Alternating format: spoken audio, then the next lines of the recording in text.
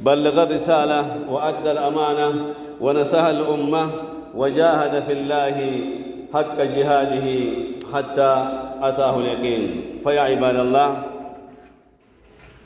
ባለፈው ሳምንት የቀረበው ኹጥባ እንደሚታወቀው አህሚየቱ ሰላቲ ፊ ሀያቲል ሙስሊም ነበረ። የዛሬ ሳምንት የቀረበው ኹጥባ አህሚየቱ ጠሃረቲ ፊ ሀያቲል ሙስሊም የሚል ነበረ። የዛሬ ሳምንት የንጽህና አስፈላጊነት በሙስሊሞች ህይወት ላይ የሚል ነበር ማለት ነው። ዛሬ ደግሞ የዛሬው ኹጥባ ምንድነው የሚለው? የንጽህና አጠባበቅ በሙስሊሞች ህይወት ላይ የሚል ነው ማለት ነው። ንጽህና አስፈላጊ መሆኑ ከተነገረ ንጽህና የሚጠበቀው እንዴት ነው? ይሄም ስርዓቱ በእስልምና ውስጥ ተቀምጧል ማለት ነው። ነቢዩ ሰለላሁ ዐለይሂ ወሰለም አብራርተው አስቀምጠውታል። ገላን ስትታጠብ እንዴት መሆን እንዳለበት ገላችን ማለት ነው፣ ውዱአችን እንዴት መሆን እንዳለበት ነቢዩ ሰለላሁ ዐለይሂ ወሰለም በደንብ አድርገው አስቀምጠዋል። መነሻ የምናደርገው በመጀመሪያ ዲናችን ዲን ካሚል ሙተካሚል ነው። እስልምና ማለት የተሟላ ስርዓትን ያስቀመጠ እምነት ነው። እስልምና ማለት ስርዓት የሌለው አንዳች ነገር አይገኝም በእስልምና። ማ ተረከ ሸይአን ሚማ የሕታጁሁ ናሱ ፊ ዲንህም ወዱንያሁም። ለሰው ልጆች በዲናቸውም በዱንያቸውም ጉዳይ ለእነሱ አስፈላጊ ሆኖ የሆነ ነገር ሳይገልጸው ሳይናገር እስላም አላለፈም ማለት ነው። በዲናችንም ለእኛ የሚመቸውን ነገር እኛን የሚጎዳው እኛን የሚጠቅመው በዲናችንም በዱንያችንም ማለት ነው እስልምና ሳያብራራ አላለፈም። ነቢዩ ሰለላሁ ዐለይሂ ወሰለም ኡመቶቻቸውን ኸይር ሆኖ ያንን ኸይር ሳያስተምሯቸው ያለፉት ኸይር የለም። ሸርም ደግሞ ሆኖ ያንን ሸር ሳያስተምሯቸው ሳያስረዷቸው ሳይገልጹላቸው ነቢዩ አላለፉም። ስለዚህ ዛሬ ኢንሻአላህ የምናየው ምንድነው? አዳቡ ቀዳኢል ሃጃ። ሽንት ቤት ሁል ጊዜ የምንዘይረው ነው። ጠዋት ይዘየራል፣ ቀን ይዘየራል፣ ማታ ይዘየራል።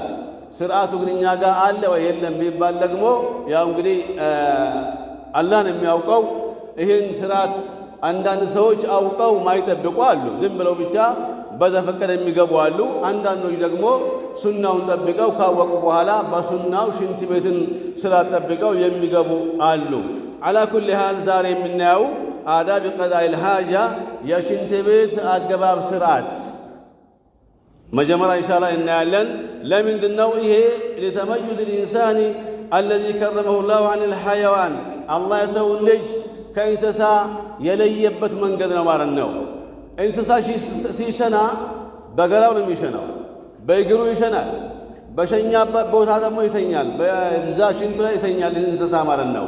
የሰው ልጅን አላህ ሱብሓነሁ ወተዓላ ከዚህ ከእንስሳ ለይቶ አላህ ያከበረው ፍጡር ስለሆነ ይሄ ስርዓት ተቀምጧል። ስለዚህ ፈዲኑና ዲኑ ነዛፈቲ ወተጠሁር ነው። እስልምናችን ደግሞ የንጽህና እምነት ነው። ባለፈው እንዳልነው ፈሁናከ አዳቡ ሸርዕያ ቱፍዐሉ እንደ ዱኹል ልኸላ ሽንት ቤት ሲገባ የተቀመጡ ስርዓቶች አሉ ሊጠበቁ የሚገቡ። የመጀመሪያው ምንድነው?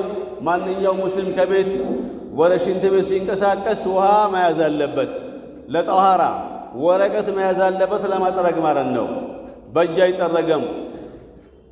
ስለዚህ ሽንት ቤት አካባቢ ሲደርስ ሰውየው ሽንት ቤት ዝግ ከሆነ ያን ሽንት ቤት ማንኳኳት አለበት። ዝም ብሎ ከፍቶ መግባት የለበትም እንደ ዱርዬ ማለት ነው። ያንኳኳል። ሰው ካለ ያውቁና ይጠብቃል፣ ከሌለ ይገባል። ሲገባ ግን አላሁመ ኢኒ አዑዙ ቢከ ሚነል ኹብሲ ወልኸባኢስ፣ ጌታዬ ሆይ ከሸይጣን ከወንዱም ከሴቱም ተንኮል በአንተ እጠበቃለሁ ብሎ ይላል ማለት ነው። ከዛ በኋላ ወዩቀድሙ ርጅለሁ ልዩስራ ሓለ ዱኹል፣ ሲገባ ግራውን አስቀድሞ ይገባል ማለት ነው። ግራውን ነው የሚያስቀድመው። ወተቅዲሙ ርጅል ልዩምና እንደ ልኹሩጅ፣ ሲወጣ ቀኝ እግሩን ያስቀድማል። ከዛ በኋላ እስትኽዳም ብልዩምና ቢለዲ ልዩምና አይቻልም። እስትንጃ ሲያደርግ በቀኙ እያፈሰሰ በግራ እጁ ይታጠባል ማለት ነው። ከዛ በኋላ ተሰቱር ዋጅብ ነው። ሰው ሲያየው አንድ ሙስሊም መሽናት የለበትም። ይሄ እስላም ያስተማረው ነው። ሰው ያየው መሽናት የለበትም። ለምን ቢባል ወይም በሰው ቤት አካባቢ ወይም መንገድ አካባቢ ሊሸና አይገባውም። ለምን ቢባል ጉዳት ስላለው ማለት ነው። ሽታ አለ፣ ሸትም አለ፣ ሸትም ሪህ አለ። አውራው ብልቱ ይታያል፣ አውራው ይታያል። ለዚህ ሲባል ሰተር ብሎ ተደብቆ መሽናት አለበት ተብሏል ማለት ነው። ሌላው ወደ ቅብላ ዞሮ በተለይ ውጭ ስንሸና ወደ ቅብላ ፊቱን ዞሮ ወይም ለቅብላ ጀርባ ሰጥቶ መሽናት የለበትም አሉ ነቢዩ ሰለላሁ ዐለይሂ ወሰለም። ኢላ ፊ ሃሊ ውጁድ ውጅራን ፋሲል ምናልባት በሱና በካዕባ በቅብላ መካከል ግድግዳ ካለ ወይም ስትስት ነገር ካለ ዛፍም ካለ እዛኔ ችግር የለም። እዛኔ ቢሸና ችግር የለውም። ግን ምን ዛፍ በሌለበት ሜዳ ላይ ሲሸና ሰውየው ተደብቆም ቢሆን ከሰዎች ማለት ነው ወደ ቅብላ መዞር የለበትም ፊቱን ማለት ነው። ጀርባውን ለካዕባ መስጠት የለበትም። عدم التكشف العورة إلا عند وصول إلى مكان الجلوس ሲቀመጥ ደግሞ መቀመጥ ካለበት ሲቀመጥ ልብሱን ከፍ ማድረግ የለበትም ወደ መቀመጫው ሳይደርስ ማለት ነው። ሌላ ولا يجوز أن يقضي حاجته في طريق الناس በሰዎች መንገድ መሽናት እስላም ከልክሏል። ሰው መታረፊያ መንገድ ነው። ሰዎች ይሸታቸዋል፣ ጤናቸው ይታወካል፣ መጥፎ ሽታ በአፍንጫቸው ይገባል። ለዚህ ሲባል በሰዎች መንገድ ላይ መሽናት እስላም ከልክሏል ማለት ነው። ወአው ፊ ዚልህም በጥላቸው ጥላ ማለት አንድ አካባቢ ያሉ ሰዎች ጥላ ላይ ሆነው ይሻወራሉ፣ ይወያያሉ፣ ይዝናናሉ፣ እዛ እርፍት ያደርጋሉ። በእንደዚህ ቦታዎች ለምሳሌ መናፈሻ አካባቢ መሽናት እንደዚሁ እስላም ይከለክላል። ለምን? የሰዎች መጠቃቀሚያ ቦታ ስለማለት ነው። ሌላው ውሃ ላይ መሽናት ክልክል ነው። ውሃው የተቀመጠ ውሃ ላይ መሽናት ክልክል ነው። ወይም ደግሞ ወራጅ ውሃ ሆኖ በጣም ትንሽ ውሃ ከሆነ የሚወርደው በትንሽ የሚሄድ ውሃ ከሆነ መሽናት እስላም ከልክሏል። ሌላው ወላ የድኹሉ መውዲዐ አልኸላ ብሸይእ ፊህ ዚክሩላሂ ዐዘ ወጀለ ሽንት ቤት ሲገባ የአላህ ስም ያለበትን ነገር ዚክር ያለበትን ነገር ቁርአን ተይዞ ሐዲስ ተይዞ ሽንት ቤት አይገባም። ምናልባት ፈኢን ካፈ ጃዘ ለሁ ድኹሉ ቢሂ ምናልባት ውጭ ደግሞ ሚይዝ ሰው ከሌለው ቁርአኑን ወይም ክታቡን ወይም ደግሞ ካስቀመጥኩት እሰረቃለሁ ብሎ ከፈራ ሰውየው ይዞ ይገባል። ግን ሸፍኖት በጃኬቱ በነገሩ ሸፍኖ በጥምጣሙ ሸፍኖ መግባት ይኖርበታል ማለት ነው። ሌላው ሽንት ቤት ሲገባ ማንኛውም ንግግር ክልክል ነው። መናገር አይፈቀድም። ስልክ እንኳን ቢጮህ ማንሳት አይቻልም። አንጥሽ ቢባል ራሱ አልሐምዱሊላህ ማለት አይቻልም። ዝክር መዘከር አይቻልም። እዛ መብላት አይቻልም። መጠጣት አይቻልም። እዛ ገብቶ ብር መቁጠር አይቻልም። ብዙ ነገሮች አሉ ማይቻሉ። እነዚህ ነገሮች ጥንቃቄ ማድረግ ያስፈልጋል። ولا ينبغي أن يتكلم حال قضاء الحاجة فقد ورد في الحديث أن الله يمقت على ذلك أبزي يا الله إرجمان يا الله قطع اللبت مرنو ويحرم عليه قراءة القرآن قرآن مقراءة اندزو كل مقراءة قدم القواتشو ما يزن القرآن مرنو አሁን ደግሞ በቃሉ ያለውን ያፈዘው ራሱ እዛ የሸና ወጭም ይሁን ሽንት ቤት የሸና ማንበብ መቅራት የለበትም። ይሄም ተከልክሏል ማለት ነው። ሌላው ሰውየው ፈኢዛ ፈረገ ሚን ቀዳኢል ሃጃ ከሽንት ቤት ከጨረሰ በኋላ ጉዳዩን ከፈጸመ በኋላ ሸንቶ ሲያጠናቅቅ ፈኢነሁ የንዚፉል መኽረጀ ቢልስቲንጃኢ ቢልማ ያንን ቦታ ሁለቱንም ቆሻሻ መውጫ ቦታ በውሃ በደንብ በርጎ ማጽዳት አለበት ማለት ነው። ይሄ በጣም ያስፈራል፣ ወላሂ በጣም ያስፈራል። በደንብ በርጎ ማጽዳት አለበት። ወእስትጅማር የሚባል ደግሞ አለ በድንጋይ ነው፣ ወይም ድንጋይን በሚተካ ነገር ሶፍት ነገር ማለት ነው ማጽዳት አለበት። ወይን ጀመዐ በይነሁማ ፈሁወ አፍደል አንዳቸው ይበቃሉ ይላሉ። ለምሳሌ በውሃ ብቻ እስትንጃ ማድረግ ይቻላል፣ ወይም በወረቀት ብቻ ማድረግ ይቻላል። ግን ለሁ ሽሩጡን ሸርጥ አለው። በድንጋይ ብቻ ካልና አንደኛ የወጣው ሽንት ወደ ቀኝና ግራ መበተን የለበትም፣ ቀጣይ እንደወጣ መሆን አለበት። ይህ ካልሆነ በጣም አስቸጋሪ ነው። የመዲና ሰዎች ይህን ነገር አሻሽለው ያደረጉ ነበረ። ሁለቱም ይጠቀሙ ነበረ። ሁለቱንም አንዱ በቃል ተብሏል፣ በውሃ መጠቀም ወይም በድንጋይ በሶፍት ተብሏል ማለት ነው። ግን ሁለቱም ይጠቀሙ ነበረ። ለምን ቢባል ለልኢሕቲራዝ አን ልኸጣዕ ምናልባት በውሃ ብቻ ካደረግነ ልክ ላይወጣ ይችላል፣ ድንጋይም ደግሞ ከሆነ ላይበቃ ይችላል ብለው በሁለቱም ይጠቀሙ ነበረ። አላህ ምን አለ? ፊህ ሪጃሉን አለ አላህ ሱብሓነሁ ወተዓላ ዩሒቡነ አን የተጠኸሩ ቁባ መስጅድ ላይ ወንዶች አሉ ንጽህናን በጣም የሚወዱ ብሎ አላህ አላቸው። ይህን ተጠየቁ እነሱ ምንድነው ንጽህናችሁ ምንድነው ሲባሉ ምን አሉ? አንስበት ያዘል አተጠሁር ምን አሉ? ቃሉ እና ኑትቢዑ ልሒጃረተ አልማ አሉ እኛ በድንጋይ እስትብራ ካደረግነ በኋላ ውሃ እናስከተልናሉ ማለት ነው። ውሃ ማስከተል አለ ማለት ነው። ውሃ ያስከትላሉ። ስለዚህ አላህ ሱብሓነሁ ወተዓላ በዚህ መልኩ አላህ አሞገሳቸው ማለት ነው። ተመልከቱ፣ አንዱ ይበቃል ቢባለው ሁለቱንም ስላጣመሩ ማጣመሩ አሁንም አፍደል ነው፣ የተሻለ ነው። መጀመሪያ እስትብራ ታደርጋለህ፣ ቅሪቱን ታወጣለህ። መጀመሪያ መሀል ላይ የሚቀር አለ፣ ቱቦ ላይ የሚቀር ዋሽንት አለ፣ ውሃ አለ፣ ሽንት አለ። ያ ሽንት በኋላ አንተ አንዳንዶች ምን ያደርጋሉ?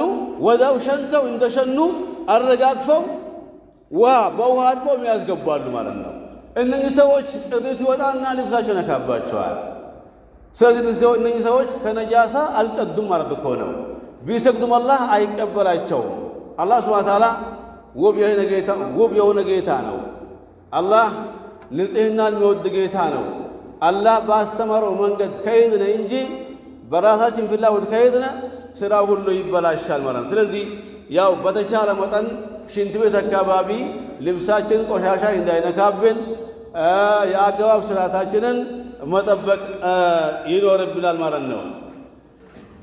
ሌላው እዛ ቅድም እንዳልኳችሁ ምን አለ ብዙ ጊዜ ሰዎቹ ጥንቃቄ ያደርጉ ሽንት ቤት አካባቢ ልብሳቸው በቀላሉ ሽንት ነካባቸዋል ማለት ነው። አንድ እኔ ሽንት ቤት ውስጥ ሆኜ አንዱ መጣ ሮጦ ገባና በቆመበት ቆርቆሮ ነው ሽንት ቤቱ ቆርቆሮ ነበረ ሸና ማለት ነው። ሸናና ወዲያውኑ ወጣ፣ ወዲያውኑ በውሃ አጥቦት ወጣ ማለት ነው። ከዛ ውዱ ቦታ ሄደ ማለት ነው። እንደዚህ ቆሻሻ ነገር አላህ አይቀበልም። ስለዚህ በደንብ ንጽህናችን ላይ ትኩረት ሰጥተን ንጽህናችን መጠበቅ አለብን ማለት ነው። ሌላው ምንድነው? ስለ ውዱእ ነው። ውዱእን በተመለከተ እንደዚሁ ስራ ተቀምጧል። ውዱእ ማለት ነው አልውዱእ ምን አልወዳዓ ይላሉ ሉጋዊዩን ማለት ነው። ምን አልወዳዓ هي النظافة ውዱእ ማለት ነዛፋ ንጽህና ማለት ነው። وهو بالدم اسم للفعل وبالفتح اسم للماء በፈትሐ ደግሞ ካነበብነው ለውሃው ስም ነው ተብሏል። الذي يتودأ به ውዱእ ለምናደርግበት ውሃ ስም ነው ተብሏል ማለት ነው። على كل حال ውዱእ ማለት ነው غسل أعضاء معينة في الجسم بالترتيب ውዱእ ማድረግ ማለት የተወሰኑ ሰውነቶችን ተርቲባቸውን ጠብቀን ማጠብ ማለት ነው። ማጠብ ያለብን ማጠብ እንዳለብን በተነገረን መሰረት ነው ማለት ነው። ማጠብ ያለብን ለምሳሌ ከነሱ ነው ነግራችኋለሁ። ከነሱ ነው የመጀመሪያ ንያ ነው። ንያ ለሁሉም ስራ ቀዳሚ ነው። አንያ አንተን ውዱእ ቢቀልቢክ በቀልብህ ውዱእ ማድረግን ታስባለህ መጀመሪያ። ከዛ ለንያ መናገር አይጠበቅም ማለት ነው። መናገር የለብንም ለንያ ነውትን ውዱእ አይባልም። በቀልባችን ብቻ ንያ እናስባለን። ከዛ እጆችን ኢለል መዓል ሚርፈቀይን ሶስት እናጥባለን። ከዛ መድመዳ አለ ሶስት መጎንመጥ፣ ሶስት ሲሻቅ ማድረግ፣ በአፍንጫ ውሃ ያስገባን ማስወጣት። ከዛ ፊታችን ሶስት ጊዜ መታጠብ። ፊት የሚባለው ባለፈው እንደተባለው ሁሌ እንደሚነገረው ሚነል ኡዙን ከጆሮ እስከ ጆሮ ከጠጉር መብቀያ እስከ አገጭ ድረስ ያለው ቦታ ነው። ከዛ እጃችን እንደዚሁ እናጥብና ከዛ በኋላ ስንጀምር በቀኙ ጀምረን በግራው እንጨርሳለን ማለት ነው። ይህ ስናረገን ዝም ብሎ ብቻ ማፍሰስ ሳይሆን ልኩን ማወቅ አለብን። ማሸት አለብን። መጨነቅ አለብን። ትኩረት ማድረግ አለብን። ተረጋግተን ነው ውዱእ ማድረግ አለብን። በውዱእ ሰዓት እኮ መናገር አይቻልም። በውዱእ ሰዓት መናገር አይቻልም። ለምንድነው የማይቻለው? ሰውየው ትኩረት ሰጥቶ እንዲፈጽመው ነው ማለት ነው። መናገር ሽጉል ስለሆነ ቢዚ ስለሚያደርገህ የሆነ ቦታ ላይ ያመልጣል። ስለዚህ በውዱእ ሰዓት ጥንቃቄ ያስፈልጋል። ከዛ በኋላ ፀጉርን ማስነካት ነው። ተምሰህ ረእሰከ ወኡዙነይከ መረተን ዋሂዳ አንዴ ብቻ ነው የምናረገው። እጃችን አንዴ ብቻ ከፊት አስቀምጠን ወደ ኋላ ወስደን ወደፊት መልሰን በጆሮአችን መጨረስ ማለት ነው። እና ሰዎች ሶስት ጊዜ ያደርጋሉ። ይሄ መሽሩዕ አይደለም። ነቢዩ ሰለላሁ ዐለይሂ ወሰለም አላደረጉም። ይሄንን ከልክለዋል። አንዴ ብቻ ነው። ለጆሮም ለፀጉርም አንዴ ብቻ ነው አድርገን ከፊት ለፊት አስቀምጠን ወደ ኋላ ወስደን መልሰን በጆሮያችን መጨረስ አለብን ማለት ነው። ከዛ እግሮቻችንን በተርቲብ ቀኝን ከዛ ግራውን ፈልፍለን ጣቶቻችን ማጠብ ያስፈልጋል። ከዛ በኋላ ይሄ ውዱእ ሲያልቅ ማለት ነው ዱዓ አለ። ይህንም ዱዓ ማፈዝና መተግበር ያስፈልጋል። ዱዓው አሽሀዱ አን ላ ኢላሃ ኢለላህ ወሕደሁ ላ ሸሪከ ለሁ ወአሽሀዱ አነ ሙሐመደን ዓብዱሁ ወረሱሉሁ የሚል ነው። አላሁመ ጀዐልኒ ሚነ ተዋቢን ወጀዐልኒ ሚነል ሙጠሂሪን የሚል ነው ዱዓ ማለት ነው። ይህን ዱዓ ማፈዝ ያስፈልጋል። ያው ኢንሻአላህ ሁላችንም ይህን ከሰማን በኋላ ያው ዛሬ ኹጥባው በውዱእ ዙሪያ ነው የሆነው። ውዱአችን ካላማረ እስትንጃችን ካላማረና ካልሰመረ ካልተስተካከለ ሰላት የለም ማለት ነው። ሰላት ደግሞ ከተበላሸ አላህ ይቀበለው። አላህ ደግሞ ካልተቀበለው ዝም ብሎ ድካም ነው የሚሆነው። ከንቱ ድካም ሆኖ የድካም ተግባር ነው የሚሆነው። ስለዚህ ኢንሻአላህ በተቻለ መጠን ማንኛውም ኢባዳ በሚሰራበት ጊዜ በጥንቃቄ መስራት አለብን። በትኩረት መስራት አለብን። አላህ ዘንድ ሰዋብ እንደሚያስገኝ ከማሰብ ጋር መስራት ይኖርብናል ማለት ነው። فيا عباد الله واعلموا أن الله أمركم في محكم تنزيله بالصلاة والسلام على نبيه الأمين فقال إن الله وملائكته يصلون على النبي يا أيها الذين آمنوا صلوا عليه وسلموا تسليما اللهم صل وسلم وبارك عليه. اللهم أعز الإسلام والمسلمين وأذل الشرك والمشركين أعداءك أعداء الدين برحمتك يا أرحم الراحمين. اللهم آمنا في أوطاننا وأدم الأمن والاستقرار في بلادنا وبلاد المسلمين برحمتك يا أرحم الراحمين. واصرف عنا وعنهم كل شر وبلاء. اللهم ارحم والدينا كما ربونا صغارا وأعنا على برهم أحياء وأمواتا برحمتك يا أرحم الراحمين. اللهم آت نفوسنا تقواها وزكها أنت خير من زكاها أنت وليها ومولاها برحمتك يا أرحم الراحمين. اللهم ربنا تقبل منا القليل واعف عنا الكثير ولا تؤاخذنا بالتقصير إنك على كل شيء قدير. اللهم إنا نعوذ من عذاب القبر ومن عذاب النار ومن فتنة المحيا والممات ومن فتنة المسيح الدجال برحمتك يا أرحم الراحمين. فيا عباد الله إن الله يأمر بالعدل والإحسان وإيتاء ذي القربى وينهى عن الفحشاء والمنكر والبغي يعظكم لعلكم تذكرون. اذكروا الله العظيم يذكركم واشكروه على نعمه يزدكم ولذكر الله أكبر والله يعلم ما تصنعون.